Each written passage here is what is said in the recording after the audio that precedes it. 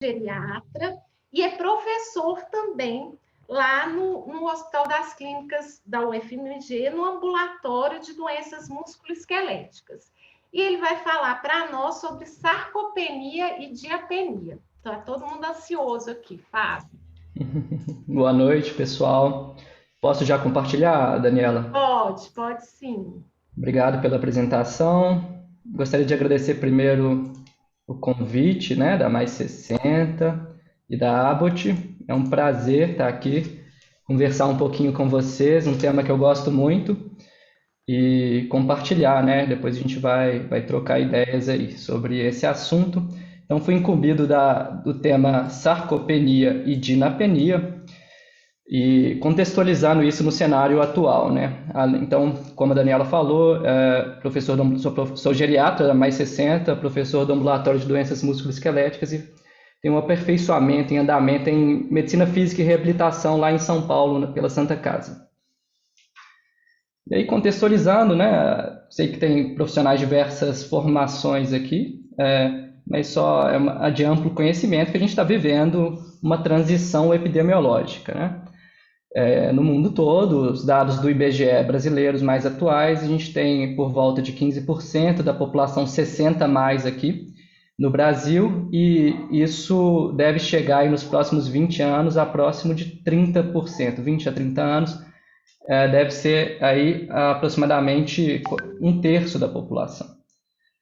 E com o envelhecimento, essa transição epidemiológica surgem diversas questões, né? Assuntos associados ao envelhecimento são cada vez mais estudados, né?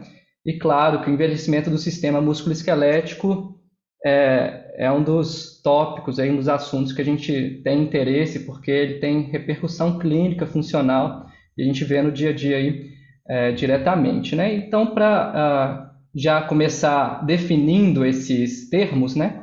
Eu fui incumbido de falar um pouco sobre, só lembrar, então, apesar de dinapenia ser um termo que talvez tenha sido familiarizado ou incorporado mais recentemente, aí, associado à síndrome de sarcopenia, é mais uma questão etimológica, né? Sarcopenia ele foi usado mais na literatura científica em 1989 por Irving Rosenberg, e é um termo que vem do grego sarx, carne, penia, perda. E dinapenia, da mesma forma, perda de força, né? Dina, força, penia, perda. E o que significa tudo isso, né? A perda de carne, perda de massa muscular e a perda de força muscular, tá? Apesar de ter sido incorporado mais recentemente, essa é uma informação da literatura já há mais tempo, né? Na literatura médica em geral, especialmente na saúde da população idosa, na saúde do sistema músculo-esquelético, especialmente, a gente já tem estudos aí, com base em dados de 2008, foi publicado esse estudo aí do Manini e do Clark em 2011, então ele já colocando a força muscular como principal impacto na imobilidade, né, ou no desempenho físico, um impacto mais precoce e com maior impacto no desempenho físico de pacientes com imobilidade. Então, o Consenso Europeu de Sarcopenia, em 2018, incorporou isso. Então, demorou aí um tempinho, né? Foi só em 2018. E aí, essa questão da dinapenia veio a ser o centro, o ponto principal da sarcopenia. Como a sarcopenia é um nome mais difundido, a gente lembra mais do termo sarcopenia, então é mais uma questão de nomenclatura, né? Eu trago essa foto aí, essa imagem, é uma tradução adaptada, né, do último consenso europeu, que mostra aí que ao longo da vida, então, há uma tendência, né, da senescência, do envelhecimento fisiológico, da gente ter uma perda de força muscular. Isso já começa a ocorrer a partir dos 30 anos de idade, né? Essa linha um verde ou azul mais claro, né? E essa linha mais rosa aqui mostrando que essa perda de força muscular acentuada por diversos fatores que a gente vai ver mais para frente. E quando essa perda gera um limiar ou ultrapassa o limiar de desempenho físico, gera incapacidade física, ou seja, compromete a funcionalidade do indivíduo, claro, passa a ser um problema. Mas não necessariamente essa sarcopenia ela é um problema para todos os idosos, né? Então, o que diferencia esse limiar aí de desempenho físico? A gente vai ver mais para frente, né? E o que tem por trás dessa síndrome de sarcopenia e dinapenia? Então, com o envelhecimento fisiológico, a primeira coisa que a gente tem, assim, bem estabelecida, é uma perda das fibras tipo 2, as fibras de contração rápida, né? O metabolismo anaeróbio lá, que usa via no impulso inicial, creatina fosfato, como recurso energético. E para que serve essa fibra, né? Para aquele tiro, aquela explosão do corredor de 100 metros, e para o nosso idoso, aquele tiro, aquela explosão para levantar da cadeira, para atravessar a rua. Isso faz toda a diferença, né? Essa fibra tipo 2 pode, a quantidade de perda associada a essa fibra pode representar, inclusive, risco de quedas, né? E, além da perda das fibras, principalmente tipo 2, inicialmente, há também um aumento do estresse, consequências do estresse oxidativo, né, o dano mitocondrial, a qualidade da junção neuromuscular, toda a via do neurônio motor, tem algumas alterações que comprometem essa inervação, as unidades motoras são reduzidas, reduzem eficácia, então reduz a eficiência da captação de energia e do impulso, do estímulo nervoso. Isso a gente independe, as unidades motoras estão reduzidas, independe, inclusive, do grau de atividade física. A gente tem esse estudo que mostra em atletas de elite, né, de corrida de longa distância, o número de unidades motoras é bem próximo nas pessoas de idade semelhante, né? O que vai variar talvez seja a distribuição dessas unidades motoras ou no grau de recrutamento dessa unidade motora. Então, a gente considera já que é uma alteração também da senescência, né? Alteração fisiológica, a perda de unidades motoras. Outra consequência importante para o sistema músculo-esquelético são alterações hormonais, né? Por diversos mecanismos também, vários fatores, né? Acúmulo de consequência de fatores ao longo da vida. O fato é que há um aumento da frequência ou há um aumento na percentagem de hipogonadismo, no diagnóstico de hipogonadismo de idoso. Então, alterações hormonais também impactam no sistema músculo-esquelético, como a gente pode ver. E aí o consenso europeu traz esses marcadores, né, que aí já viram causas secundárias que agravam essa sarcopenia, né? Até é uma coisa para a gente refletir, né? Se é uma sarcopenia, ela é primária, então como que o próprio consenso coloca diversos fatores secundários aí como causas dessa sarcopenia, né? Claro que isso, ao longo do envelhecimento, a gente está exposto a esses fatores todos aí, pode estar exposto em maior ou menor quantidade. O que eu chamo a atenção aqui é a inatividade, né? O comportamento sedentário, principalmente, a alimentação também, né? Não só a hiporexia, anorexia, mas a supernutrição, a má absorção alimentar e a obesidade são impactos que agravam essa síndrome. E aí, seguindo mais uma vez o consenso europeu, ou esse grupo de estudos, né, que fez o consenso europeu, a gente vai investigar, vai avaliar a suspeita clínica dessa síndrome pela conversa, pela anamnese, e aí eles colocaram um parâmetro objetivo também, né, que seria o SARC-F, que eu não vou ler aqui, por menor, não tem tempo, se a gente quiserem voltar a isso após a apresentação, mas são parâmetros que mensuram como uma sensibilidade moderada, uma especificidade alta, um paciente que está em risco de sarcopenia, né, que pontua 4 ou mais pontos pelo SARC-F. Então, o consenso europeu começou a organizar assim, né, acessar, rastrear esse paciente por meio dessas ferramentas ou simplesmente o raciocínio clínico, né? Tem outras ferramentas aí, o ISH-Score, enfim, mas o SARC-F é mais destacado aí. E aí, quando a gente identifica um paciente em risco de sarcopenia, o consenso europeu já coloca alguns testes que vai direcionar, né, o diagnóstico provável de sarcopenia. E aí a gente vê mais uma vez que a dinapenia entra no cerne aí do diagnóstico de sarcopenia. Por quê? Primeira coisa, a gente avaliar a força desse paciente. Como que a gente avalia a força? Um teste de levantar da cadeira, né? 5 subidas, ponto de corte de 15 segundos. A gente fácil de ver isso em consultório. Outro parâmetro, a dinamometria, né? A gente tem medidas bem estabelecidas disso, de homem e mulher.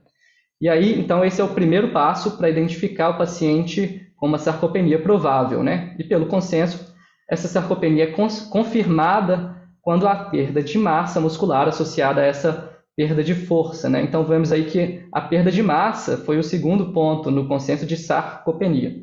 E aí, o grau de sarcopenia, né? A gente quantifica ou qualifica como uma sarcopenia grave quando há perda de função. E aí a gente reflete lá no ambulatório de osteomuscular, né, com Marcelo Starling, meu chefe lá. Será que a qualidade muscular não vai entrar até antes da massa muscular, mais para frente? Porque assim, a gente está vendo que a massa tem tido um peso, a massa em si tem tido um peso cada vez menor, né, para a gente definir essa síndrome e no impacto, inclusive, funcional. Claro que é importante, são parâmetros, mas a gente não pode ficar se ater à massa muscular, né? Ela é mais um parâmetro aí, mas enfim, no consenso, ainda é o que confirma a sarcopenia, né? Mas é muito frequente lá no ambulatório, tanto residentes quanto encaminhamento de colegas, eles negligenciarem um pouco a questão da força e falar, não, o paciente não tem sarcopenia porque a circunferência de panturrilha está adequada, né? Então a gente tem que ficar atento a isso, né? Não é o principal parâmetro aqui para a gente. E, inclusive, tem outras questões em relação à circunferência de panturrilha, né? E aí, fazendo uma associação, né? Então, o que isso tudo traz para a gente? Envelhecimento do sistema músculo-esquelético, né? Há também uma alteração de comportamento, né? Uma alteração de atividade física aí da nossa sociedade, né? A nossa evolução aí que a gente tem que refletir. Qual que é o impacto nesse processo já que é fisiológico, né? Então, a Organização Mundial de Saúde, já antes da pandemia, em 2016, já colocava aí um alerta para a gente ficar atento sobre o nosso grau de inatividade física. E a gente vê aqui o Brasil uma posição de destaque nesse mapa, né, de inatividade física, com aproximadamente 66% da população considerada em inatividade física. E o que a gente tem mais recente, né, agravando talvez essa consequência da inatividade física, tem os efeitos colaterais do isolamento social. Então, tem diversos estudos que nos mostram qual será o impacto que teve a gente está tendo, né, a gente tem agora, nesse momento de pandemia, nessa qualidade do sistema músculo-esquelético. Qual que é o impacto, inclusive, disso no desenvolvimento, no tratamento da doença, do Covid. Enfim, a gente vai ver um pouquinho disso agora aqui. Então, o isolamento social, ele bem estabelecido que ele tem levado a um comportamento sedentário. Esse termo é importante porque ele engloba não só a inatividade física, mas a alimentação de má qualidade, né? Então, alimentação com alimentos industrializados, de baixa carga calórico-proteica, né? Baixa qualidade, de processamento rápido, né? Enfim, snacks, né, que a gente vê aí, que são mais fáceis, talvez, quando a gente está em isolamento, e a gente vê esse estudo que mostra que, realmente, na população geral, houve uma redução da intensidade da atividade física, né, tanto atividade vigorosa quanto moderada intensidade, redução da quantidade de caminhada significativamente e um aumento do tempo sentado. Então, são consequências aí bem estabelecidas para a população em geral. Tem um estudo específico para a população de idosos. Além disso, há um aumento, houve, né, nessa avaliação, nesse estudo, foi evidenciado, então, um aumento da frequência, o número de refeições ao longo do dia, porém, com refeições de pior qualidade, como a gente pode ver no gráfico aqui. Então, houve um aumento da tendência de alimentação de pior qualidade, o maior número de refeições por dia. Isso para a população, inclusive adulto e idoso, né? Se a gente pensar até naquele idoso que já tem um grau de insuficiência familiar, algum grau de dependência, o acesso dele a alimentações de alta qualidade pode ter ficado até mais reduzido ainda, né? além da questão do humor que afeta significativamente, a gente sabe na nossa prática aí.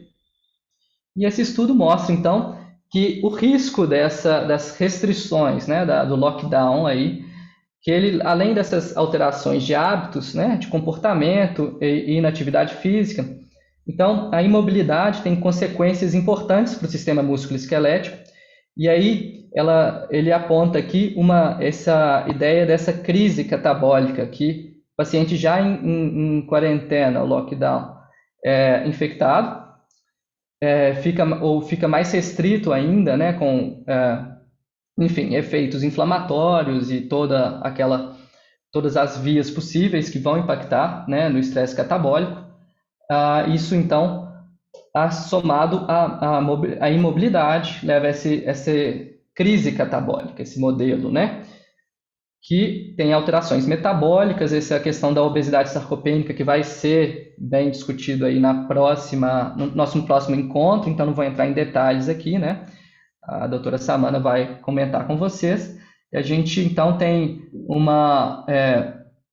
um aumento da resistência à insulina, aumento da gordura visceral, abdominal, né? Redução do VO2 máximo, e isso leva, então, à obesidade sarcopênica, né? Aumenta as citocinas pró-inflamatórias, e a gente vê aqui, então, um resumo dessas consequências do confinamento, né? Do isolamento social, né?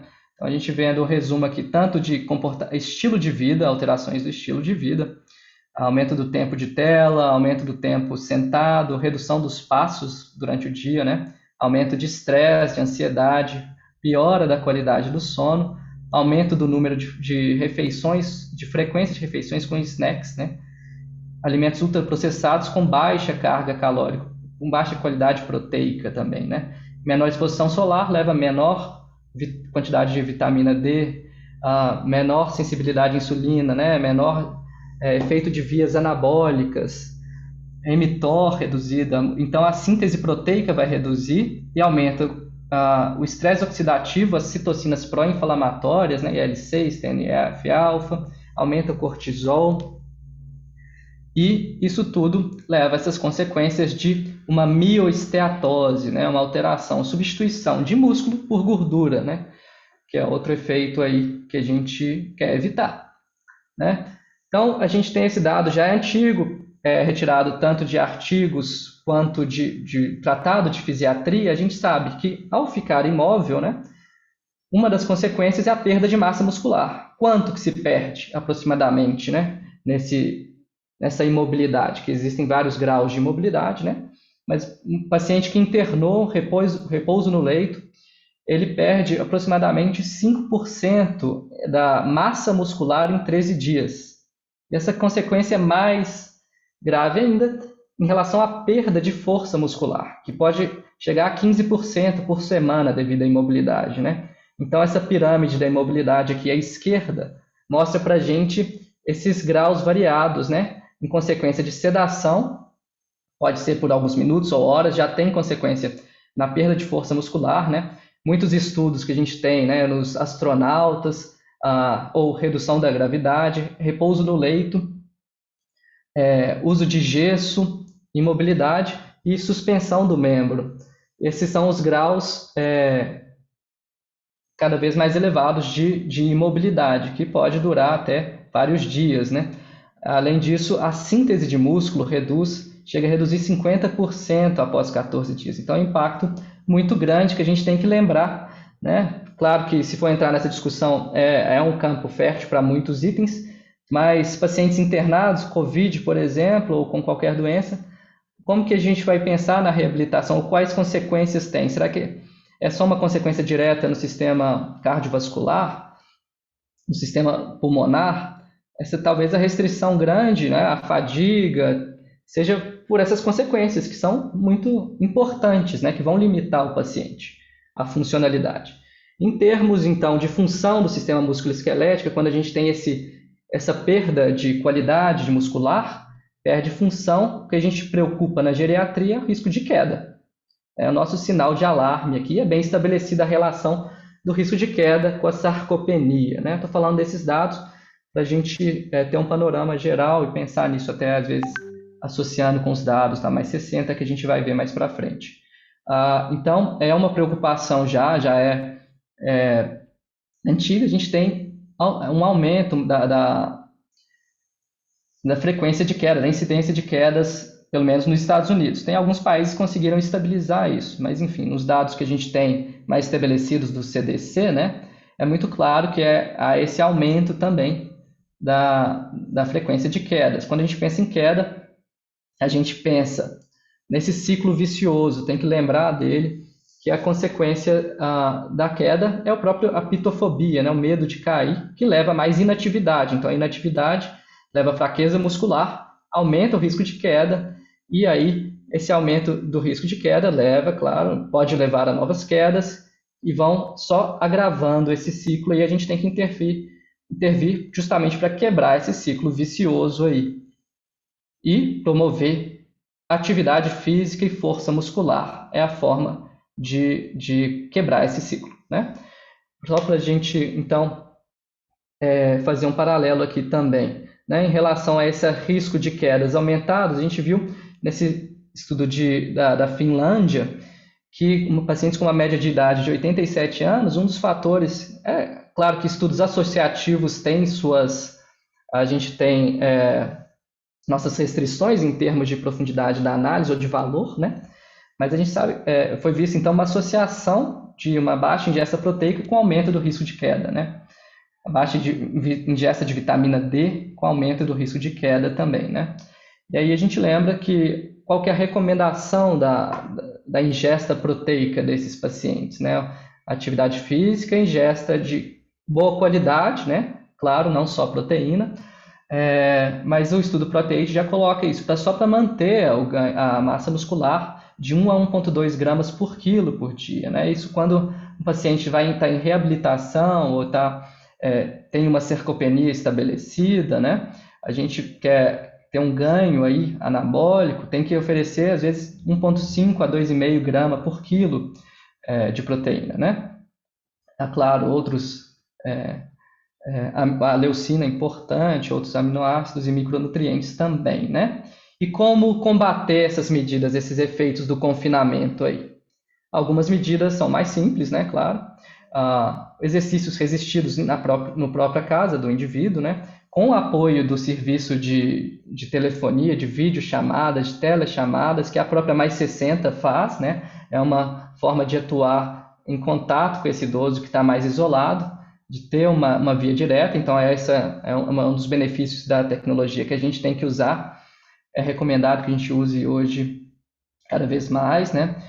O próprio fato de andar em casa já evita as consequências devastadoras da imobilidade, né? Claro, uma alimentação de boa qualidade, né? E alimentos mais não processados, nem ultraprocessados, cortar os snacks, né? Tem essas recomendações desse artigo, né? Que, claro, são recomendações dos autores, né? Mas a ideia talvez de alguns pacientes podem se beneficiar da creatina, e tem particularidade de cada indivíduo.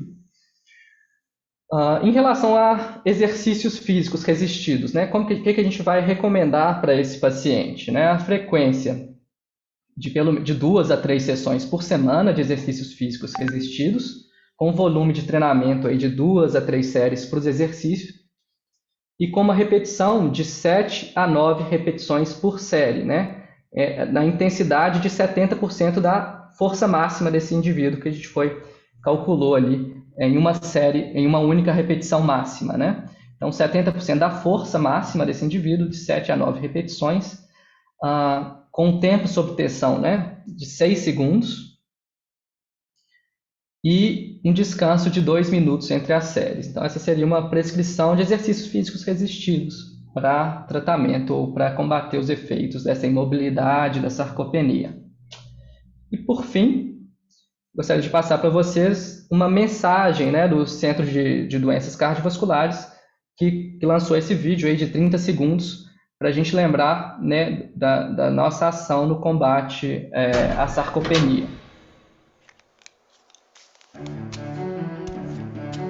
Why stop now?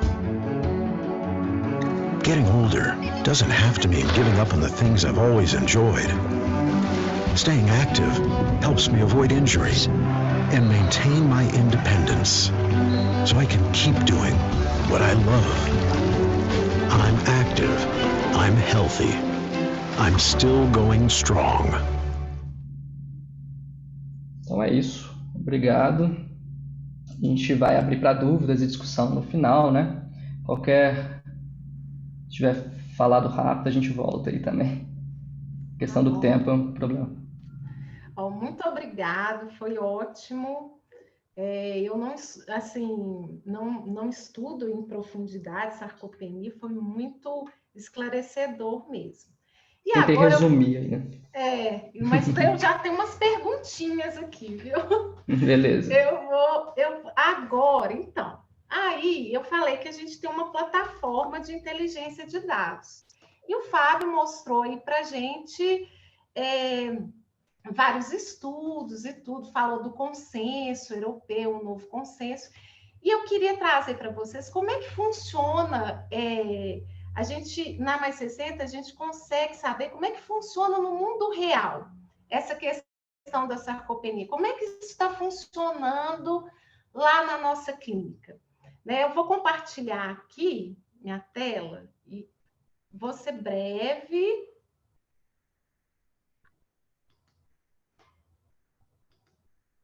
Vocês já estão vendo, pessoal? Sim, sim. Dá um ok aí, porque essas aulas por vídeo a gente perde um pouco da interação, né? Mas tá bom. Então, igual eu falei, eu vou trazer para vocês aqui um pouquinho de evidências do mundo real. Então, assim, como é que funciona, né, essa questão da sarcopenia, da diapenia, numa clínica que atende idosos ali, né? Como eu falei, são pacientes de alta complexidade, mais frágeis. Como é que funciona isso lá? Como é que a gente consegue ver isso com a ajuda da nossa plataforma de dados? Bom, se eu olhar lá o diagnóstico médico ou de outro profissional de saúde, né, que trabalha na nossa clínica, a nossa clínica tem uma equipe multidisciplinar, então fisioterapeutas, nutricionistas, fono, psicólogo, a enfermagem. O diagnóstico de sarcopenia, lá no campo diagnóstico, ele é muito baixo, né? Só de 3%. E aí, se eu usar o consenso europeu de 2010, igual eu falei, é o mundo real. Então, foi o que foi possível eu usar com todas as críticas que a gente tem aí, né? Inclusive com o novo consenso aqui, que o Fábio falou tão bem, eu suspeitaria que ele fosse falar, mas a gente já até está arrumando o nosso sistema para colher esses indicadores que o novo consenso trouxe. Mas até esse momento, o sistema ainda não está pronto. Então, mas já pelo consenso europeu de 2010, a gente vê que a prevalência de sarcopenia salta de 3% para 15%. Então, a gente vê como é que é importante a gente estar aqui hoje e trazer profissionais para nos atentarem para essa questão da sarcopenia, dessa importância, né? Bom, e aí a gente faz de tempos em tempos, né? Na verdade, tempos em tempos não, bem frequentemente estudos com a nossa plataforma de dados para tentar fazer ações para melhorar a vida dos nossos pacientes que estão lá, né? Os estudos de vida real ali naqueles pacientes de maioria de Belo Horizonte, com média de idade de 80 anos, frágeis, né, que usam uma clínica ambulatorial, né, que não está na escola, não está no ambiente de pesquisa. O que acontece ali? Um desses estudos foi para saber incidência e fatores de risco para fratura de fêmur. A gente fez um estudo longitudinal com dados de pacientes acompanhados na Mais 60, de maio de 2019 a maio de 2021, 2 anos. Aí a gente tem um desfecho, fratura de fêmur, bem confiável no sistema, porque a gente coloca todas as internações por esse motivo lá, isso é atualizado, E a gente pegou outros fatores que na literatura são ditos fatores de risco, podem ser fatores de risco para a fratura de fêmur. Eu não vou apresentar o estudo todo, porque não é o objetivo, mas entre esses fatores eu peguei lá os indicadores de sarcopenia. Não são indicadores perfeitos, não são indicadores do último consenso, mas eles já ajudaram a gente a ver algumas coisas, eu vou mostrar para vocês. Então, nessa pesquisa, a gente reuniu um N de 5.033 pacientes, com média de idade de 80,4 anos, a maioria do sexo feminino, e a gente viu que a incidência de fraturas de fêmur, eu fiz um cálculo, né, incidência por 1.000 pacientes ano, foi de 5,6 fraturas, o que é correspondente à literatura para pacientes dessa faixa etária. A gente casa ali com o que tem na literatura. E a gente viu que nessa população da mais 60, a maior, aí eu ajustei aqui por idade e sexo, a maior IMC, que também não é o ideal, né? E tem limitações, e a maior circunferência da panturrilha, mesmo com todas as limitações, são fatores protetores contra a fratura de fêmur. Aqui eu considerei cada um, eu não fiz, não juntei para a gente fazer o diagnóstico certinho de sarcopenia. Eu quis fazer uma exploração mesmo de cada indicador separadamente. Interessante aqui que a velocidade da marcha não deu, depois que a gente, não deu significativo, né? Que a gente fala, não aumentou, não diminuiu a probabilidade de fratura como os outros. Aí, na apresentação do Fábio, eu falei assim, porque a gente até depois pretende publicar esse estudo, eu falei, como é que eu vou justificar isso? Aí eu pensei, será que esses pacientes, eles já estão tão inativos, né, que com uma velocidade de marcha tão assim que eles nem caem, né? Eles ficam tão inativos que... Mas, enfim, isso é para uma discussão posterior, mas você vê como é que uma aula de um colega sempre enriquece, né? Bom, e aí também, ele, durante a aula dele, esse slide eu lembrei, ele estava falando da questão da pandemia, né? Da inatividade. E aí, lá no comecinho do Covid, um gerente, né? Na verdade, não foi um gerente, um diretor da Mais 60 perguntou para mim, olha, eu quero saber se essa pandemia está mudando os motivos de internação dos meus pacientes. Isso é para ontem. Então, e aí, o que a gente viu? A gente viu, olha só, isso bem no comecinho mesmo. Eu cortei 2 períodos, o período antes da pandemia e um período depois, aqui em Belo Horizonte. Aqui em Belo Horizonte, acho que o primeiro caso foi por aí, eu escolhi esse ponto de corte nesse sentido. Então, a partir, né, depois que começou a pandemia, e aí no começo aquele medo, as pessoas restritas em casa, e tudo, a gente viu vários motivos de internação, e a gente viu que o motivo por queda tinha aumentado. Então, as pessoas estavam, pensam bem, elas não estavam caindo, elas estavam internando por causa de quedas. Né? Antes era 2,3% dentre os motivos, depois 6,2% aqui. E aí eu fiz uma regressão logística só para ver assim, o quanto o período pós-pandemia, que é esse período 2 comparado ao período 1, aumentou essa chance de quedas, aumentou em quase 3 vezes. Né? Então, assim, foi legal que o Fábio trouxe vários estudos e a gente está comprovando isso, né? O que fala para a gente que essa plataforma nossa, a nossa maneira ali de colher os dados e tudo, aquilo ali está correspondendo à literatura, e é importante a gente ter essa evidência da vida real para a comunidade, né? Não só para mais 60, fora daquele ambiente controladinho ali dos estudos. Mas, enfim, eu quero finalizar o que a gente vê os dados lá, e aí a gente fala, gente, vamos aos braços da Mais 60. Então, a gente usa Mais 60 Saber agora com a Abbott para conscientizar os profissionais sobre sarcopenia, Na época que eles estavam caindo, a gente fez uma lista, ligou para todo mundo, fisioterapia, vídeo, vamos ligar, fazer vídeo para o pessoal fazer em casa e tudo.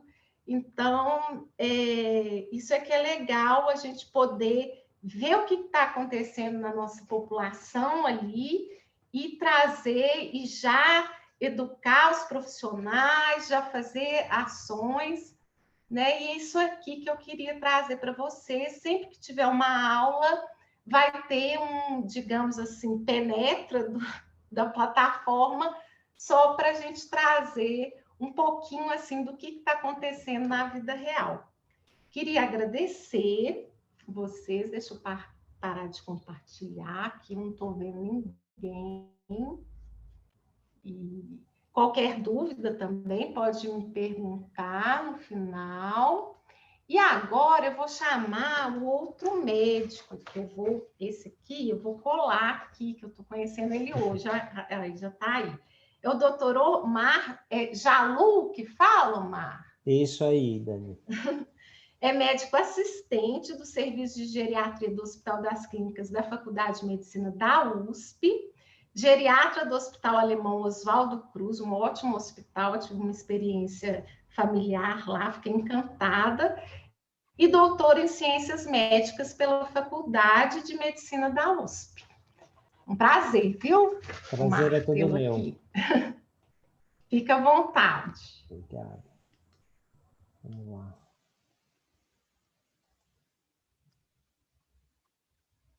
Vocês estão vendo? Estamos. Vamos lá, peraí. Pronto.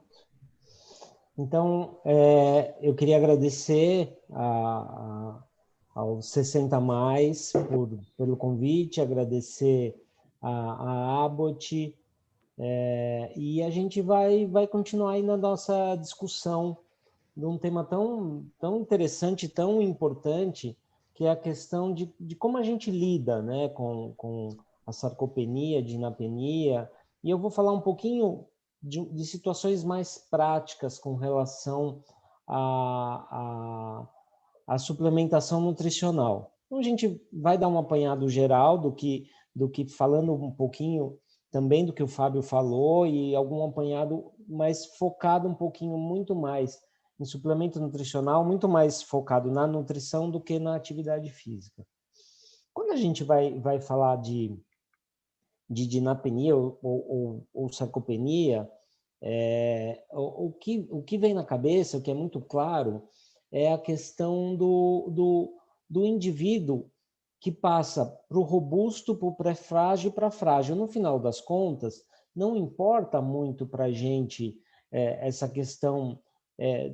O músculo é importante, mas o que importa são os desfechos do que acontece com isso. E o que acontece é exatamente isso, né? A hora que o indivíduo chega no frágil ou chega na imobilidade, a gente tem aqueles desfechos horrorosos que a gente sabe que é. E no final, a gente pode falar um monte de coisa que a gente podia fazer, mas para tratar mesmo a sarcopenia, a gente só tem um binômio, que é o binômio exercício físico e nutrição. Não tem outra coisa mais importante a se fazer do que esse binômio exercício físico e nutrição. Quando a gente vai falar, então, de nutrição, a gente tem que pensar, e eu acho que nós que mexemos e atendemos com idosos, nós temos que pensar que várias condições alteram o estado nutricional. Claro que existem algumas condições menos importantes, por exemplo, predisposição genética, alterações fisiológicas do envelhecimento, mas isso que realmente eu acho que não é importante a gente comentar. Algumas coisas são muito importantes da gente comentar. Por exemplo, problemas médicos contribuem muito para o estado nutricional. Então, um indivíduo que tem uma insuficiência cardíaca descompensada, dor não controlada, um quadro depressivo, um indivíduo que internou num hospital por uma pneumonia, num quadro agudo. Qualquer problema médico faz com que a gente eleve um potencial problema nutricional. Outras incapacidades, por exemplo, incapacidade física ou distúrbios mentais, a gente vai falar um pouquinho mais, mas às vezes a incapacidade física faz com que o indivíduo não consiga simplesmente adquirir o alimento. Por exemplo, se o indivíduo tem osteoartrose de joelho e mora num lugar de acesso mais difícil, será que ele vai sair várias vezes para ir no mercado, para ir comprar coisas frescas? É difícil disso acontecer. Distúrbios mentais também, principalmente os quadros neuropsiquiátricos, depressão e demência são os principais, né, que a gente vê, e a condição socioeconômica. Como o Fábio bem falou, quando a gente fala, bom, né, se nutrir bem, quer dizer se nutrir principalmente para a condição osteomuscular com aporte proteico bom. Só que proteína é cara, proteína é difícil de comer. Se a gente perguntar para as pessoas mais velhas que a gente atende, a gente perguntar o que em geral você come, a chance de a gente perceber que o indivíduo faz uma dieta pobre em carne, leite, ovo e bastante rica em carboidrato é bastante grande. E às vezes são erros nutricionais que são básicos. Quantas vezes a gente vê o indivíduo que a gente pergunta, e o senhor como faz? Você come tal, XY? Daí a pessoa fala, olha, não, eu não janto. Perfeitamente, né? Nós temos 3 grandes refeições e o indivíduo não janta e depois ele só vai tomar café. Enquanto às vezes isso passa um pouco batido, simplesmente naquela relação que o indivíduo está fazendo quase um jejum intermitente, porque ele demora muito tempo para começar a comer de novo, então acaba fazendo quase que um jejum intermitente. Então, são erros que a gente pode perceber no dia a dia, na prática clínica. A gente, às vezes, eu penso muito nisso, eu acho que quando a gente vai fazer investigação desses indivíduos, o que é o mais importante? Mais importante para mim do que instrumento, do que exame, do que for, o mais importante é a gente identificar pessoas de risco. Quer ver um exemplo simples? Um casal que mora sozinho é de risco para sarcopenia porque é de risco nutricional. Porque quem mora sozinho, quem já viveu ou mora sozinho, ou mora em república, ou já sabe o quanto é difícil a gente fazer uma refeição muito bem elaborada para 2 pessoas. Se for uma pessoa, então, se for um homem, então, mais idoso, é uma desgraça total. Então, algumas coisas são muito simples. Como eu disse, um indivíduo que fala que, olha, eu não janto, pronto, ele é de risco. O indivíduo que tem uma dor crônica que não está controlada é de risco. O indivíduo que toma muitos remédios, ele é de risco também. Então, a identificação de risco, a gente faz isso na anamnese, mas, por vezes, a gente faz essa anamnese e a gente não presta atenção no que a gente viu. Quer ver um outro exemplo? Aquele indivíduo que vai no consultório e toda vez ele emagrece um pouquinho. Não é que ele emagrece um monte de uma vez, ele emagrece um pouquinho toda vez.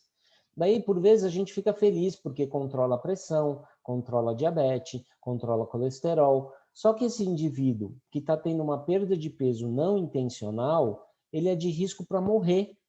Né? Perda de peso não intencional em idoso, principalmente nos grandes idosos, aumenta a mortalidade, aumenta muito a morbidade, aumenta a internação. Então, são pequenos detalhes que eu acho que realmente vale a pena a gente prestar atenção.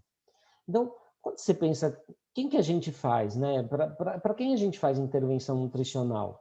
Quando a gente vai ler na literatura, se fala que, alguns conselhos falam que intervenção nutricional, se você não falando de suplemento, intervenção, orientação de dieta, orientação desses detalhes que a gente falou, a gente tem que fazer para todos os idosos. A intervenção é para todo mundo. Para quem que a gente talvez precise, por vezes, usar suplemento nutricional? Aquele indivíduo que perdeu peso e massa muscular depois de um problema agudo, como a Daniela falou, o Fábio também, a gente tem um indivíduo que internou, mas a gente tem a síndrome pós-Covid, né? Esses indivíduos que internaram no pós-Covid. Existe, mas aí a gente pode um monte. Se a gente contar o índice de desnutrição que acontece dentro das condições hospitalares é monstruoso, né? Eu sempre falo assim, eu gosto de dar um exemplo do indivíduo mais velho que teve uma pneumonia ele interna no hospital, ele toma antibiótico, ele melhora da pneumonia, só que ele sai do hospital pior do que antes da pneumonia, porque ele sai sarcopênico, ele sai desnutrido. Então, a gente devolve esse indivíduo para a sociedade com uma condição pior do que ele começou. A gente tem que tomar bastante cuidado com relação a isso. Não dá para a gente simplesmente deixar passar, principalmente nós interessados em estudo nas pessoas mais velhas. Daí a gente vai num problema agudo, que em geral a pessoa interna, e tem outras nuances, né? A gente vai, eu acho muito engraçado. Interna um idoso que tem, sei lá, qualquer síndrome metabólica, daí o primeiro índice da prescrição é dieta, né? Daí a gente coloca lá, dieta hipossódica, hipogordurosa para diabético. Daí a gente vai ver que um indivíduo que tem essa dieta hipossódica, hipogordurosa para diabético vai comer o que é gostoso. Ou alguém me fala aí de vocês o que é bom, gostoso, realmente super, uma delícia, que não tem gordura, açúcar ou sal. Não tem como. Daí a gente fala, o paciente não come. Pois é, o paciente não come, a comida é ruim, né? Ele fica muito em jejum para exame, é uma confusão. Daí a gente devolve ele para a sociedade pior. Então, aquele indivíduo que perdeu peso depois de um problema agudo, ele tem que ter uma intervenção mais assertiva.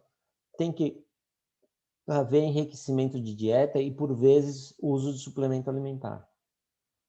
Ou, por exemplo, o indivíduo que perdeu peso e massa muscular por um problema crônico. É o que eu disse, aqueles indivíduos que vão perdendo peso bem devagarzinho, e daí a gente... Chega um momento que eu falo assim, poxa, agora a pessoa está super sarcopênica, a gente precisa fazer alguma intervenção. Daí, voltando para aquele nosso exemplo da pandemia, e é legal que a Daniela mostrou, eu acho que se ela fizer o corte de problemas agora, porque o que aconteceu? Chegou no começo da pandemia, agora, hoje, os indivíduos ficaram restritos 1 ano e meio. Então, o número de pessoas que a gente pega no consultório com déficit cognitivo, porque a reserva cognitiva foi alterada, e com déficit muscular, o número de pessoas que parou fisioterapia, que comeu pior, que parou as suas atividades sociais e suas atividades físicas, e está agora super sarcopênico. A gente vê no consultório, é muito, muito fácil de ver aqueles pacientes que a gente conhece há mais tempo, aqueles pacientes que quando eu vou buscar o paciente na sala de espera, e é aquela questão do paciente que sempre vinha, te cumprimentava, os pacientes já estão com um monte, com dificuldade de sair, levantar da cadeira. Então a gente falou assim, olha, essa pandemia foi uma catástrofe para esses indivíduos mais velhos. Eu acho que, por exemplo, o número de quedas, o número de quadros infecciosos e internações vai aumentar muito no pós-Covid, mesmo para aqueles que não tiveram Covid, mas para aqueles que ficaram simplesmente em casa, restritos à sua casa.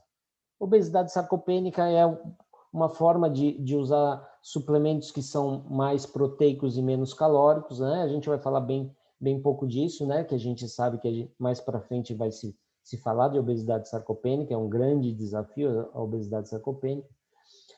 E o indivíduo que precisa chegar a tratamentos em condições melhores, quer ver bons exemplos? O indivíduo que vai fazer tratamento de câncer para quimioterapia ou para radioterapia, né? Que é aquele indivíduo que a gente sabe que na hora que vai começar o tratamento ele vai comer menos, ele vai perder peso. Então esses indivíduos podem ser preparados, ou indivíduos para cirurgia, indivíduos que vão fazer uma cirurgia ortopédica, por exemplo, o uso de suplemento com alto grau proteico prepara melhor esses indivíduos para a cirurgia. Então, a gente tem várias situações. Voltando, né, falando então primeiro do paciente com perda aguda, né, aquele que com doença mais recente, como a gente falou, na maior parte do tempo, né, aquele indivíduo que ficou hospitalizado ou foi submetido a tratamentos intensivos como quimio e radioterapia, ou seja, é uma doença aguda. É naquele momento que você precisa realmente recuperar. Então, é muito difícil que nesses indivíduos, naquela comida que eu falei, que é aquela comida de hospital, que a gente consiga recuperá-lo de uma forma mais rápida sem suplementação. Então, ou aquele indivíduo que tem um histórico de perda de peso de forma rápida, então aquele indivíduo começa a perder peso, vem no consultório menos 2 quilos, menos 2 quilos, menos... Esse indivíduo a gente tem que, claro, procurar a causa, ver o que aconteceu, mas a gente precisa reverter o mais rápido possível.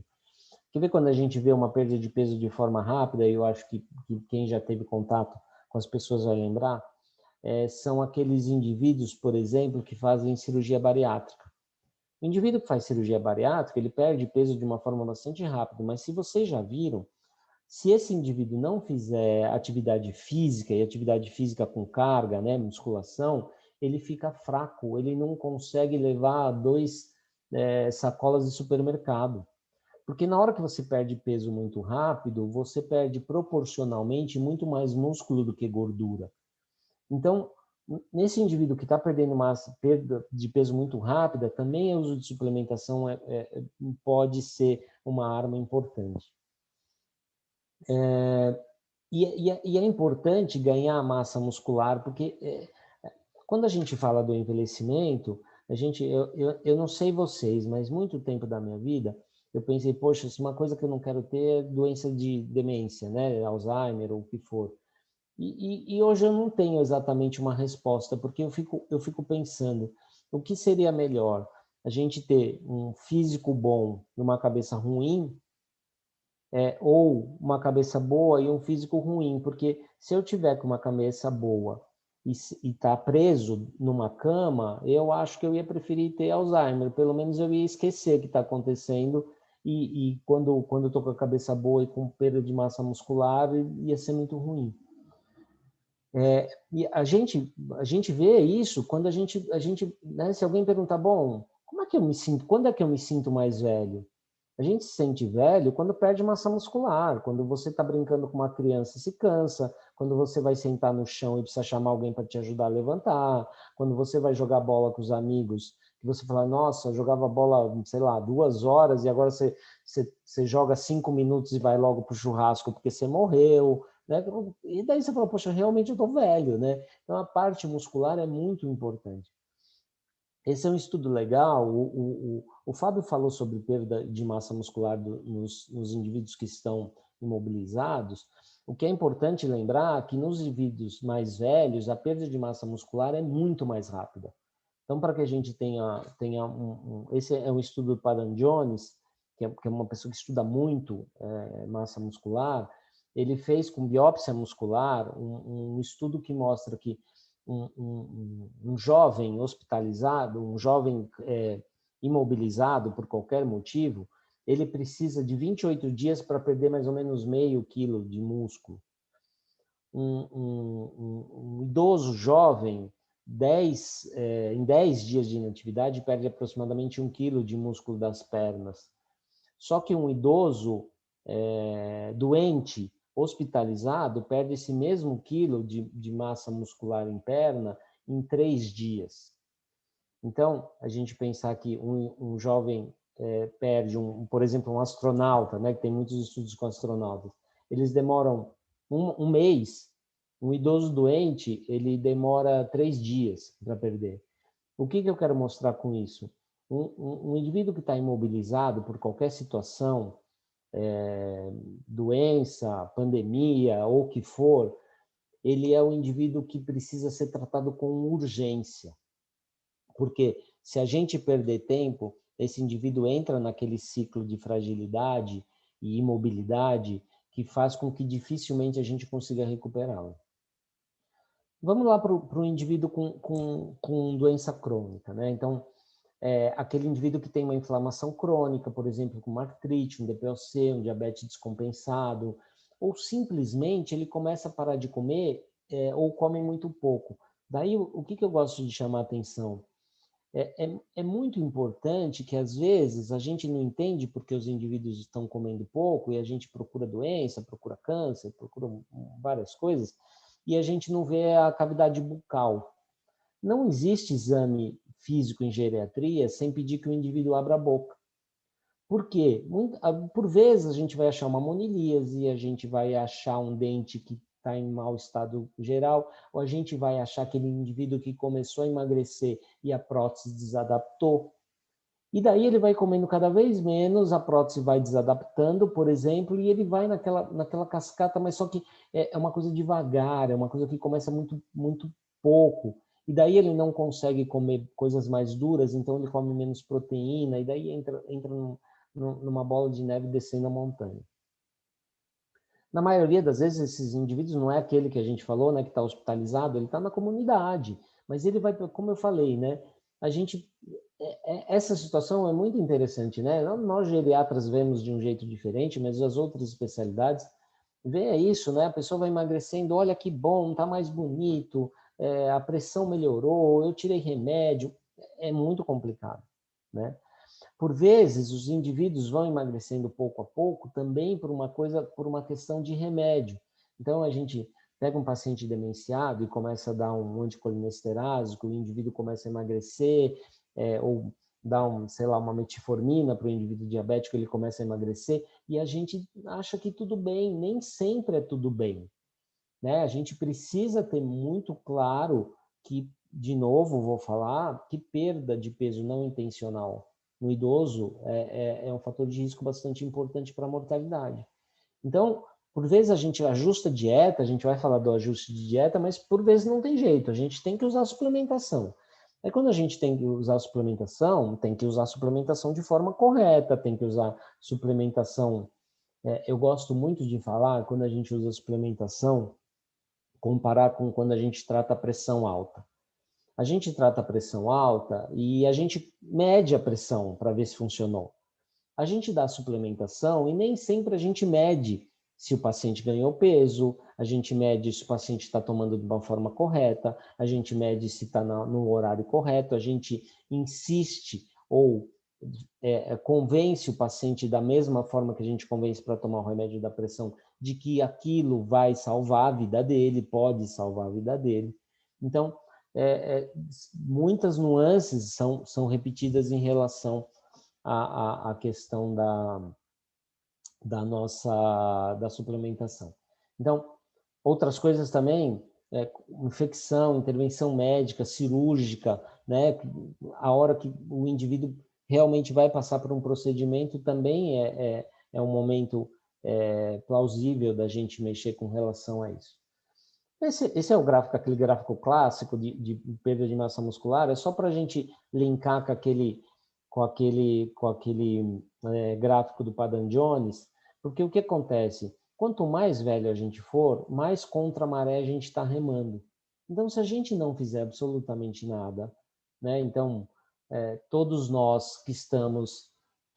que estão sentados e que têm mais de 40 anos ou perto de 50 anos agora, está perdendo massa muscular, porque a gente está sentado vendo uma aula. Então, assim, a gente vai remando contra a maré.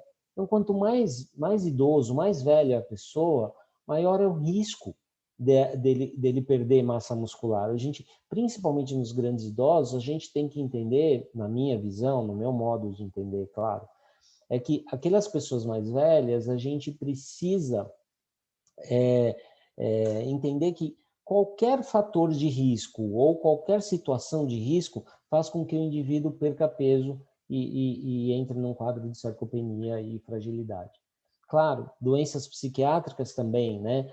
Então, quando a gente vai ver qual que é a causa mais frequente de perda de peso nos indivíduos mais velhos, do ponto de vista epidemiológico, é doença neuropsiquiátrica. E nessas doenças neuropsiquiátricas, como eu disse, as mais comuns são depressão e demência.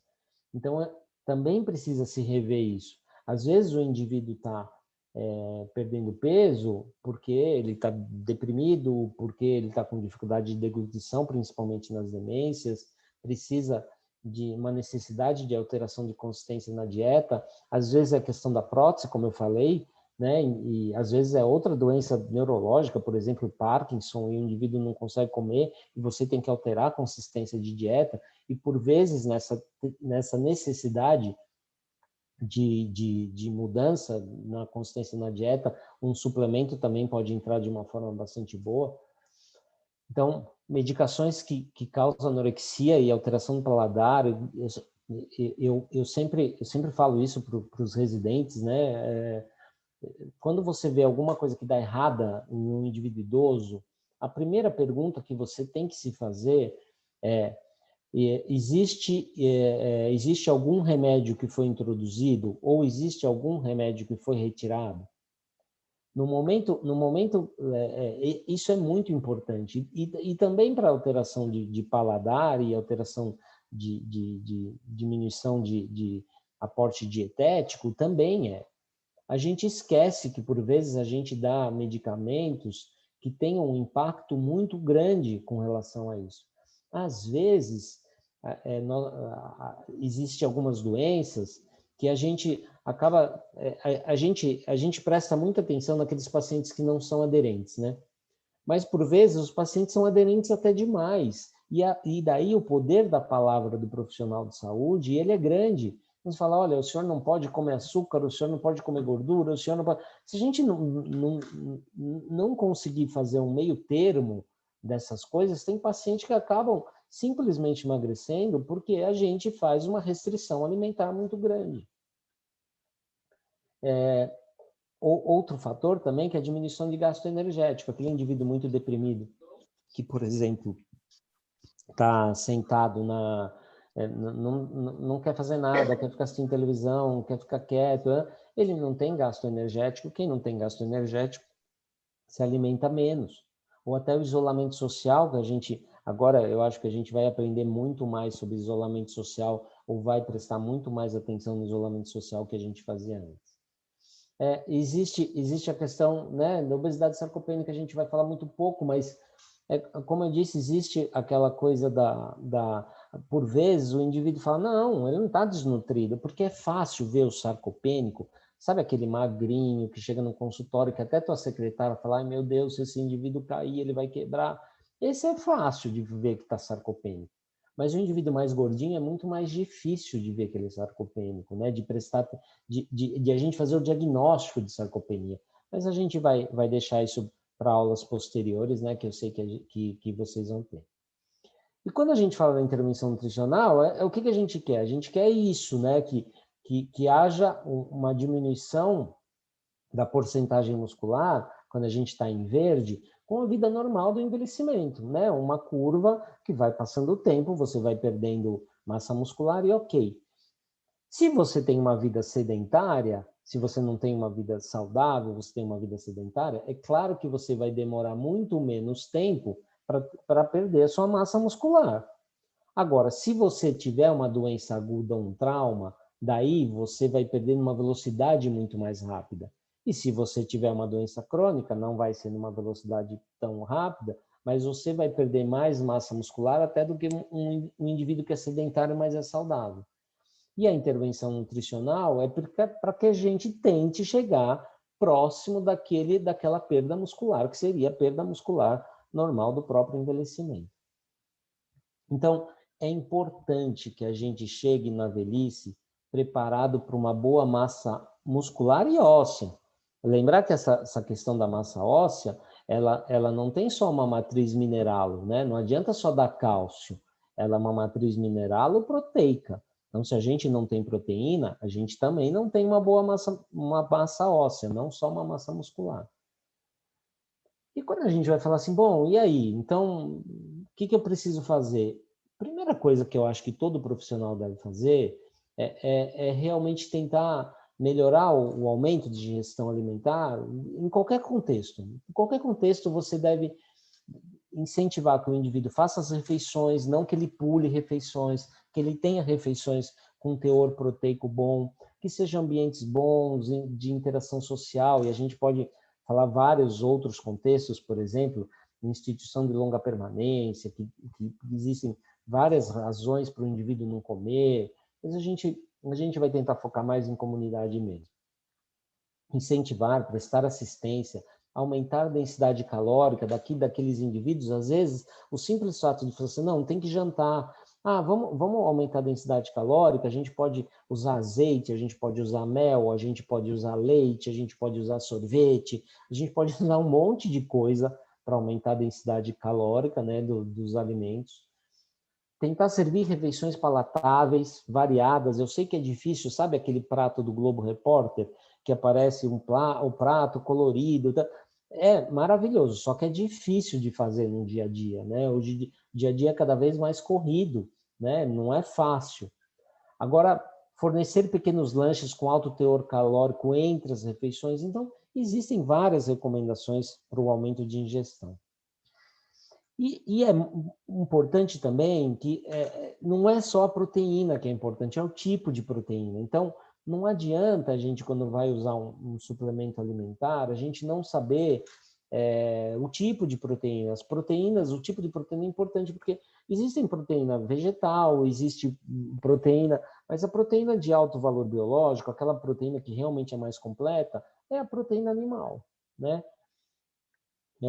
Dos aminoácidos essenciais, parece que realmente a leucina tem um papel muito melhor. O problema é que para você dar uma quantidade de leucina que faça uma relação muscular boa, você tem que dar uma quantidade muito grande dessa leucina. E o que se tem no mercado, principalmente com suplementos, é o derivado ativo da leucina, que é o hidroximetilbutirato, que é o HMB, que eu acho que muitos de vocês já ouviram falar. E por que ele é diferente?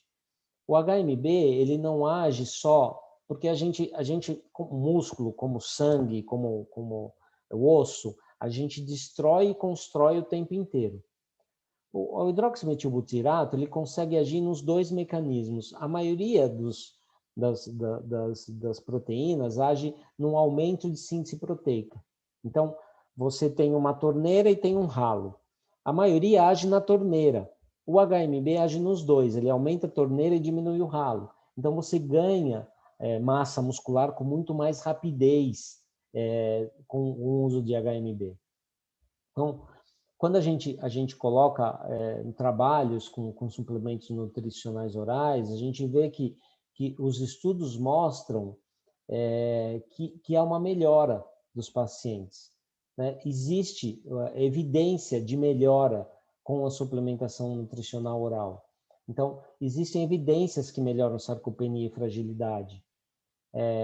Existem evidências que aumentam o peso, aumenta a massa magra, melhora a hand grip. Então, é importante que a gente tenha o suplemento nutricional oral como uma estratégia. Mas antes das nossas considerações finais, o que eu gostaria de deixar claro? Quando a gente vai dar um suplemento nutricional oral, é importante que tanto aqueles lanches calóricos como o suplemento é para ser dado longe das refeições. Se a gente dá o suplemento junto das refeições, o pool final de aporte calórico proteico, na grande maioria dos estudos, mostrou que dá na mesma. Porque o indivíduo substitui o suplemento, comida por suplemento, que não é bom. É importante que a gente dê a dose correta do suplemento. É importante que o profissional de saúde não coloque o suplemento como comida. Porque na hora que você fala comida, então é uma comida ruim. Não é. É como um remédio. É importante que a gente dê tempo. Por exemplo, eu vou tomar suplemento a vida inteira? Não, em geral não. Você dá o suplemento, principalmente se você tiver que dar em casos mais especiais aqueles suplementos com HMB, você fala, não, eu posso dar esse suplemento por 1 mês, 2 meses, ou 3 meses, não sei, 15 dias, e depois a gente troca por um outro suplemento, ou a gente enriquece a dieta. Então, a estratégia, é importante que se cobre resultado. Né? Essas coisas são muito importantes quando a gente fala realmente de suplemento. Então, para a gente colocar as considerações finais, eu acho que daí a gente vai ter um tempo para discussão, que é sempre bastante rica. Os idosos são mais vulneráveis à sarcopenia e à fragilidade. Existem diversas situações que podem desencadear esse impacto para os indivíduos mais velhos, né? E essas situações, eu gostaria muito que ficasse a mensagem da gente perceber situações do nosso cotidiano que a gente tira com a nossa anamnese e o exame físico. O profissional de saúde deve, na minha visão, ficar atento aos fatores de risco. Por quê? Principalmente porque, se a gente tiver uma intervenção precoce, a chance do sucesso, como em tudo na medicina, né? A chance de sucesso é muito maior. Atividade física e aporte nutricionais são fundamentais para o combate da sarcopenia. E a suplementação nutricional oral pode ser um poderoso aliado ao tratamento e também na prevenção de sarcopenia. Era isso que eu queria falar, Daniela. Obrigado. A gente acha que pode abrir aí para novas discussões. Eu vou tentar tirar o compartilhamento aqui.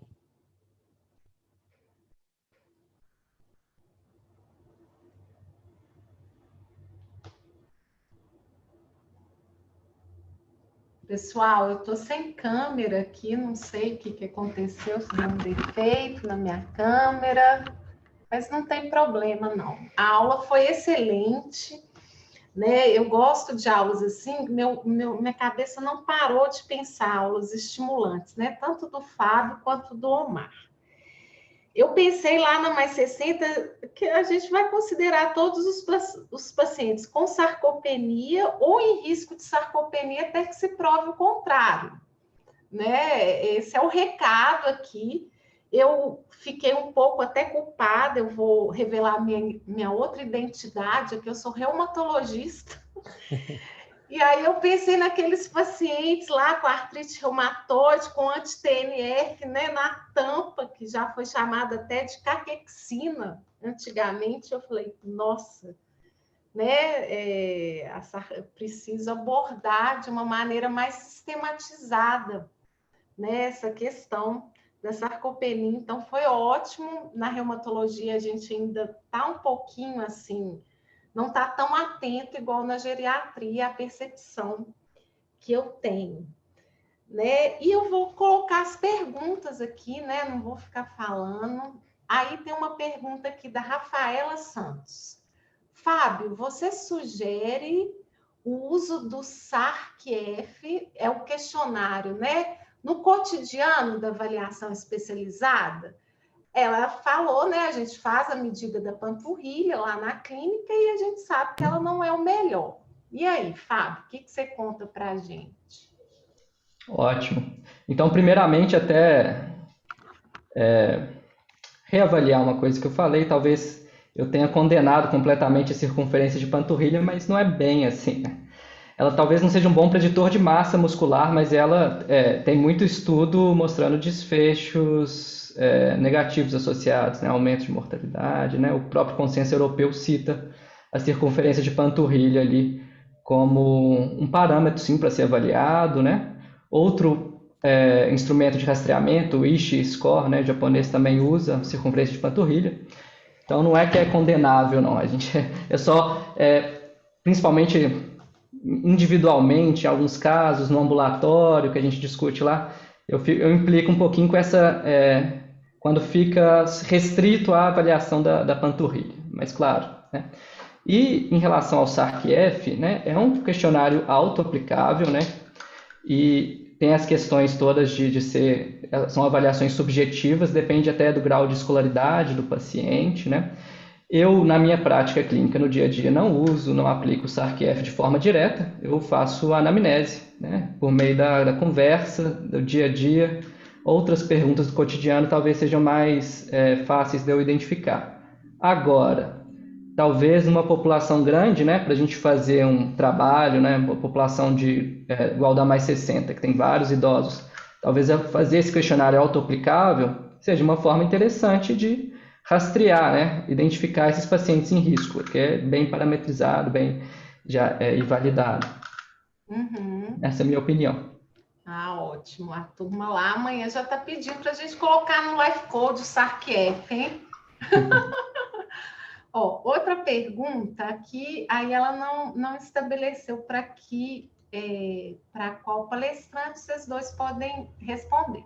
Se fôssemos escolher apenas um desses marcadores diagnósticos de sarcopenia, né, esses indicadores lá, essa aqui, ela já é a Daniela Oliveira, ela está pensando com a cabeça de gestora, né, da vida real, lá na clínica, como é que nós vamos fazer? Qual que é com maior acurácia desses indicadores aí, qual que é o mais acurado? Mas para diagnóstico ou para o rastreamento, né, o SARC-F, ou pelo...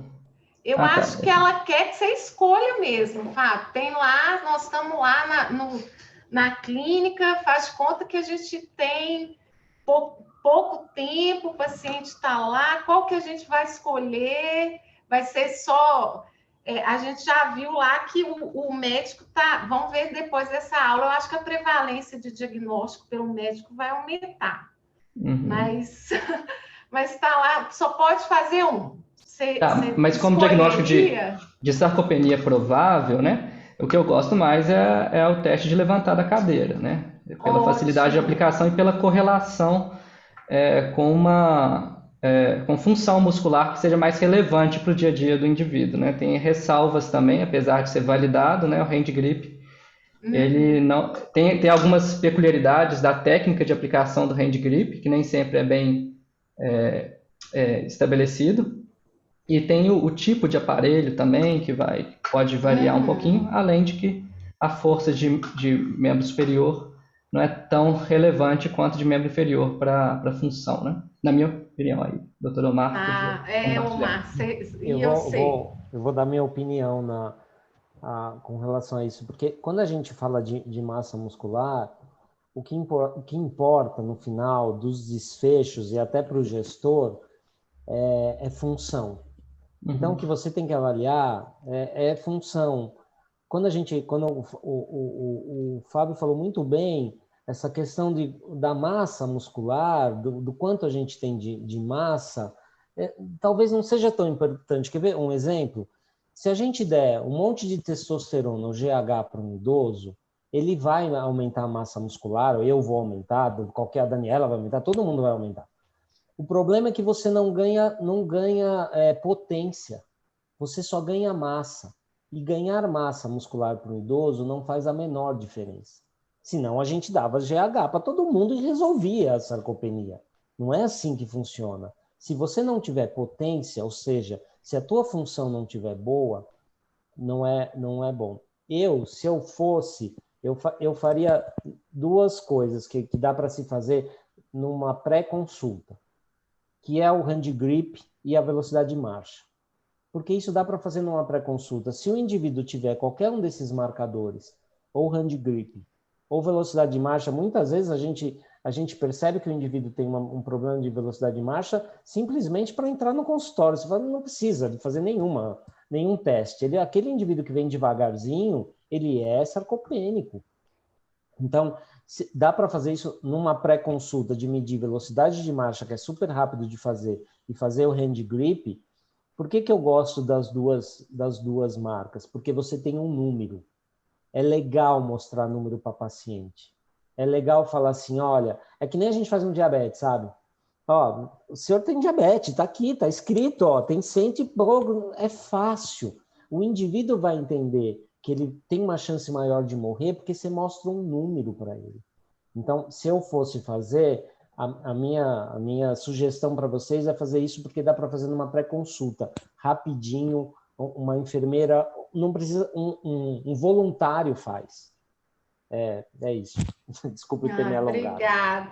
A gente faz a velocidade da marcha, o teste senta, levanta uma boa notícia aí para o Fábio, nós vamos sistematizar na fisioterapia, acho que eles já fazem, e a gente vai colocar sistematizado, vai colocar no sistema, né, para a gente poder.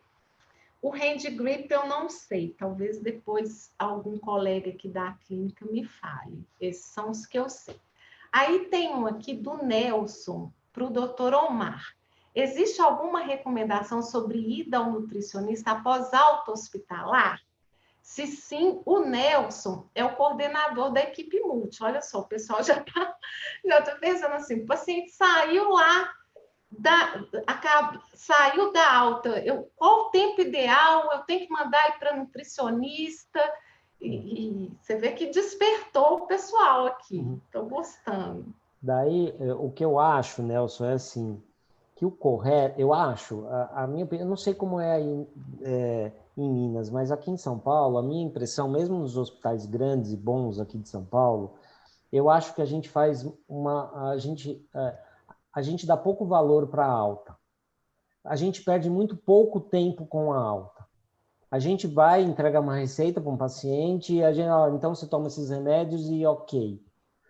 Eu acho que o ideal mesmo era que se tivesse uma orientação nutricional na alta, exatamente antes dele sair do hospital. Porque eu acho que esse é o momento. Se a gente for contar, por exemplo, a ida no nutricionista, daí eu vou fazer uma crítica à situação. Tem que ser uma nutricionista que entende de idoso. Porque uma boa parte das nutricionistas, e eu acho que é normal, é assim que funciona mesmo, porque se vocês pensem assim, qual que é o grande mote de pessoas que vão ao nutricionista? Eles vão por síndrome metabólica, não é? Então a nutricionista está muito mais acostumada, aquelas que não mexem com o idoso, a fazer restrição do que a fazer liberação. E nesses indivíduos, a gente tem que liberar muito mais do que restringir. Então, o melhor para mim era na alta. Assim, uma boa nutricionista, uma nutricionista sensibilizada, não boa, uma nutricionista sensibilizada, daí eu acho que tem que ir o mais rápido possível. Não dá para ficar esperando o indivíduo. Assim que ela puder ir, se puder ir alta hoje, puder ir amanhã, é amanhã. Aí, ó, Nelson, agora você vai ter que dar um trabalhão aí para você. Agora é da Daniela, minha xará, de novo. Existe alguma indicação para reposição hormonal? O Fábio até falou um pouco da testosterona, você já citou aí, né, a questão de... Ela pergunta se existe alguma indicação para reposição hormonal associada ao tratamento nutricional. Quer que eu responda? Quer responder, Fábio? O Dr. Omar acabou de comentar um pouco, né? Para o tratamento especificamente da sarcopenia, não tem isso bem estabelecido, né? Tem alguns artigos sobre tratamento de DPOC, paciente com perda HIV positivo também, e síndromes associadas, né? De perda musculoesquelética. Eu particularmente não trabalho, não mexo com o assunto, mas talvez em algum perfil específico pode entrar, mas não via de regra, assim, como tratamento de sarcopenia, não seria um tratamento, claro, e isoladamente ele não gera nenhum ganho de força muscular, como a doutora Amara acabou de falar. Teria que ter um programa de ganho de balanço nitrogenado positivo com exercício físico resistido, além associado a esse estímulo anabólico em grupo bem acompanhado, um paciente bem individualizado, vamos dizer assim. A única indicação da reposição hormonal é se o indivíduo tem hipogonadismo. Se ele não tiver hipogonadismo, né, Fábio? A indicação não existe, Claro. Eu não conheço. Se tiver hipogonadismo, daí sim, daí sem dúvida. Aliás, eu vou ter que começar a chamar o Fábio de Dr. Fábio, porque ele me chama de Dr. Omar, né? Porque é o convidado, doutor. Tá bom. Respeito, que eu assisti o curso dele aqui em Belo Horizonte. Tá vendo? Aí, ó, ainda tem mais um motivo. É para o convidado a gente tá bom, é que eu sou velho assim, mesmo. de outra cidade. Ó, tem outra aqui. Em quanto tempo eu espero uma resposta quanto à suplementação nutricional oral? Ela quer saber assim, quanto tempo ela espera para ela fazer o ajuste, qual o resultado, como é que ela vai medir isso? Essa pergunta é legal, porque assim, uma coisa que eu vejo, uma falha muito frequente, é exatamente isso, as pessoas não medirem o resultado. E como eu disse, qualquer remédio que a gente dá para diabetes, você dá um remédio para artrite, ou o que for, você cobra resultado, você tem que cobrar resultado. Então, assim, eu acho que você precisa fazer uma avaliação para saber se o indivíduo não continua a perder. Não adianta fazer antes de 15 dias, porque é muito pouco tempo. Então, dependendo do caso, se for casos mais graves, pelo 15 dias você tem que ver. Se for casos mais leves, você pode demorar um mês para ver. Não dá para esperar mais que isso. Não dá para você passar um suplemento nutricional e pedir para o paciente voltar daqui 3 meses. Não dá para fazer assim. Não dá, na hora de você cobrar resultado, e você tem que cobrar de várias formas, o resultado mesmo, você tem que perguntar como é que o indivíduo toma, quanto dura se ele toma uma lata. Quantas vezes a gente chega assim, e aí, tudo bem, estou tomando. E a lata dura quanto? Um mês. Então, você não está tomando, né? Não vai dar certo. Ou se deu certo, não é pelo suplemento, deu certo por um outro motivo. Então, a gente precisa reavaliar. Precisa reavaliar em 15 dias ou um mês.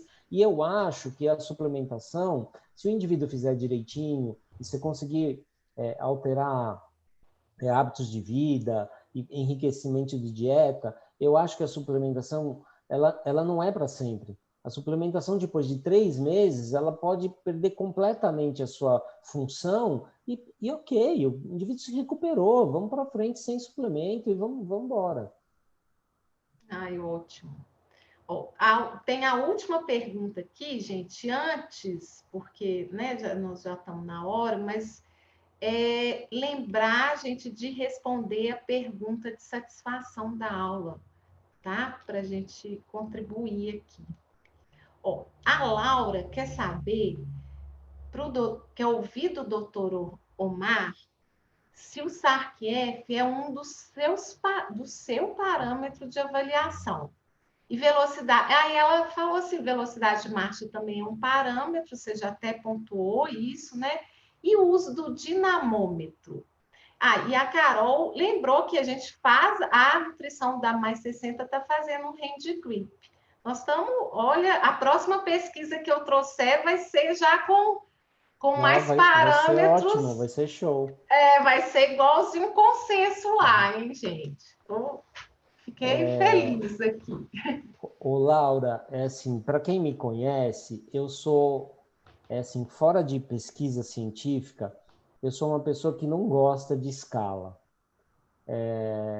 Por quê? Eu acho que, como eu disse, para pesquisa científica é fundamental para a gente mostrar resultado. Na prática clínica, eu tenho a impressão que boas anamneses e exame físico dão os diagnósticos. E eu tenho a seguinte impressão. Quando você vai atender um idoso, se tem algumas coisas que têm muito apelo. Por exemplo, você fazer um teste de rastreio para demência tem apelo. Todo mundo quer saber como está a sua memória. Você fazer um teste de rastreio para nutrição, por exemplo, não tem apelo nenhum. Ninguém quer que você fique perguntando o que ele come. Fazer um rastreio para a parte física ou para a sarcopenia tem um apelo intermediário. E numa consulta, a gente tem muita coisa para fazer. Eu tenho uma impressão que a gente, na vida acadêmica, a gente ensina os residentes a fazer 500 mil escalas. Eu tenho medo, e eu sempre falo isso para eles, que isso não pode tirar o que é o interessante, o que o paciente procura, que é a conversa, que é a anamnese bem feita, que é o exame físico. E se a gente fizer isso na prática, olha, com um pouquinho de experiência, com um pouquinho de tempo que a gente passa, a gente faz os mesmíssimos diagnósticos que a gente faz com as escalas, sem encher a paciência do paciente, que fica impaciente por causa das escalas. Agora, de novo, para a gente fazer qualquer trabalho científico, não tem jeito. Quando eu fiz meu doutorado, eu usei várias escalas, é assim que funciona. Mas na vida prática, se eu te falasse que eu uso qualquer uma delas, eu ia estar mentindo. Bom, gente, Fábio, você quer fazer alguma consideração? Não, só agradecer mesmo. Participação, muita gente aqui, gostei. Ficaram até o final. Doutor Omar, vou falar. Eu quero agradecer, foi super, super gostoso participar, agradecer a gentileza tua, viu, Daniela, do Fábio, agradecer a participação de vocês, eu adoro, vocês perceberam, né, que eu adoro falar, né, sobre essas coisas que realmente me apaixonam, e eu só tenho que agradecer, foi muito legal mesmo, e olha, e parabenizar vocês, porque é um projeto super legal, vocês têm dados, nossa, que vocês podem fazer, assim, é uma infinidade de coisas que vocês podem fazer, inclusive para coisas acadêmicas bem mais altas, assim, vocês estão de parabéns, né? Obrigada. Com questão dos dados, a gente busca parcerias mesmo com universidades, estamos buscando, a gente quer que eles sejam úteis, né? Que essas evidências sejam úteis para a população mesmo. A gente não tem um apego assim, né? Tudo feito dentro da ética, tudo direitinho. A gente, olha, todo mundo aqui no chat, vocês estão vendo aí, gostaram muito, eu também. Eu vou encerrar, então, né, gente? Está na hora. E espero vocês no próximo ciclo de discussão. Tá bom? Muito obrigada, boa noite. Boa noite, Beijo para obrigado. vocês. Boa noite a todos. Tchau.